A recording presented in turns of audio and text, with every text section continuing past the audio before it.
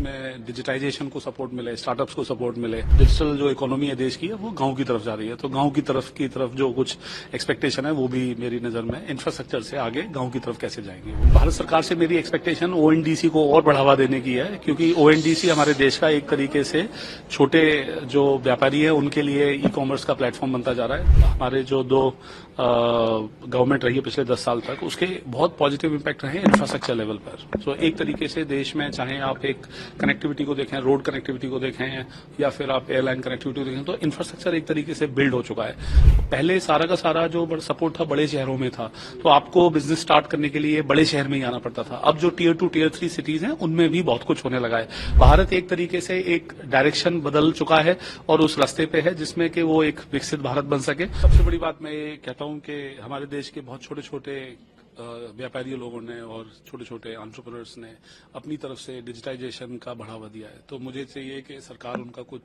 Support करे, उनके लिए कुछ इंसेंटिव करे, या फिर एक तरीके से उनके कुछ एडवांटेज और एक्रेडिव एलिमेंट्स लेके आए। तो बजट में डिजिटाइजेशन को सपोर्ट मिले, स्टार्टअप्स को सपोर्ट मिले, और एक जो हमारी एक दूसरी बड़ी बात है, क्योंकि डिजिटल जो इकोनॉमी है देश की है वो गांव की तरफ जा रही है। तो गांव की तरफ जो कुछ एक्सपेक्टेशन है वो भी मेरी नजर में इंफ्रास्ट्रक्चर से आगे गांव की तरफ कैसे जाएंगे वो है। आपको ऐसा लगता है कि ई कॉमर्स पॉलिसी में थोड़े से और ट्रांसपेरेंसी या यूं कहें कि थोड़े से अमेंडमेंट होने जरूरी है?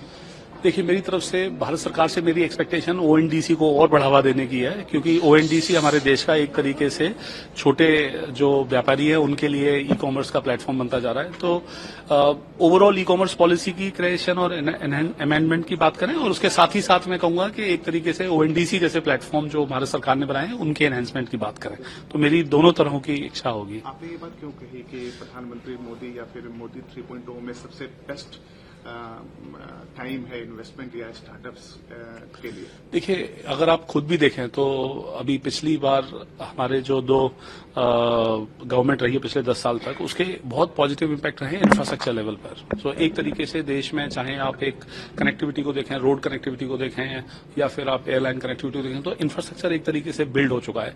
तो उसके ऊपर विकास के लिए, उसके ऊपर बिजनेस के लिए, उसके ऊपर कुछ नया इनोवेशन करने के लिए बहुत सपोर्ट मिलता है। पहले सारा का सारा जो सपोर्ट था बड़े शहरों में था, तो आपको बिजनेस स्टार्ट करने के लिए बड़े शहर में ही आना पड़ता था। अब जो टीयर 2 टीयर 3 सिटीज हैं उनमें भी बहुत कुछ होने लगा है। तो एक तरीके से मेरा मानना है कि मेरी जो एक बड़ा $5 ट्रिलियन का विकसित भारत बनाने की जो हमारी एक ड्रीम है हम सब लोगों की, उसके लिए एक बहुत ही इंपॉर्टेंट ईयर है, क्योंकि अब हम एक पेंडुलम को एक तरफ जाता हुआ देख रहे हैं। तो एक अगर हम पूरा क्रॉस कर जाते हैं, काजम जैसे कहते हैं, तो फिर हम पॉइंट ऑफ नो रिटर्न पे आ जाएंगे। इसका मतलब कि हमें अब एक तरीके का कल्चरली चेंज हो चुके होंगे। हमारे अंदर एक व्यवसाय और बिजनेस को लेकर नेगेटिविटी नहीं होगी और पॉजिटिविटी बनेगी, और बिजनेस को करना एक तरीके का एक सोशल पॉजिटिव माना जाएगा। तो ये इसलिए मेरा मानना है कि इस बजट और आगे आने वाले जो बजट होंगे उनमें बहुत कुछ एक्सपेक्टेशन है।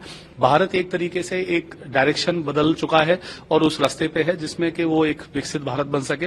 तो एक बड़ा एक्सपेक्टेशन अपने आप बन जाता है। हम सब लोग तो भारत के अंदर ही हैं, हम तो लोग भारत के ही बिजनेसमैन है और भारत के ही सिटीजन है, तो बहुत एक्सपेक्टेशन है। आपने महत्वपूर्ण बात स्टेज पे कही कि बड़ा लोन लेने के लिए बैंक तैयार हो जाता है देने के लिए, लेकिन करोड़ों लोगों को $1000 का लोन देना चैलेंजिंग है। ये कैसे आप करते हैं और क्या लगता है आने वाले समय में ये बहुत ज्यादा बढ़ावा देगा एंटरप्रेन्योर को और स्टार्टअप कंपनी को? देखिए, एक तरीके का जब हम फाइनेंशियल इंक्लूजन की बात करते हैं, तो जो लार्ज ऑर्गेनाइजेशंस और let's say high net worth individual है, उनके लिए फाइनेंशियल सिस्टम अच्छी तरह से सर्व करता है। और हमारी तरफ से अगर देखें, सरकार और रेगुलेटर हमेशा फाइनेंशियल इंक्लूजन की बात करते हैं, और पेटीएम का पूर्णतः कमिटमेंट भी फाइनेंशियल इंक्लूजन के लिए है। तो अगर आप देखें तो हम क्या करेंगे, हमारा सक्सेस क्या होगा, वो यही है कि अगर हमने पेमेंट की तरफ से अपनी तरफ से कुछ काम किया, तो किस तरह से उस व्यक्ति को, उस दुकानदार को, जिसको कि हम ये कह सकें कि आपने डिजिटल पेमेंट लिया है, उसका डिविडेंड क्या, उसका फायदा क्या, पैसा तो मेरे को पहले भी आ रहा था भैया,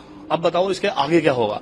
तो वो कह सकते हैं कि उसको फॉर्मल फाइनेंशियल सिस्टम का एक्सेस मिल जाए और फॉर्मली पैसे मिल जाएं जो करेक्ट लोन दर पे मिले, वो एक बहुत बड़ा कंट्रीब्यूशन होगा देश के स्मॉल बिजनेस के लिए। Last question, all is well in Paytm, क्योंकि पेटीएम में बहुत सारे लोग छोड़ के जा रहे हैं टॉप लेवल पे। देखिए, all is well and all is rocking.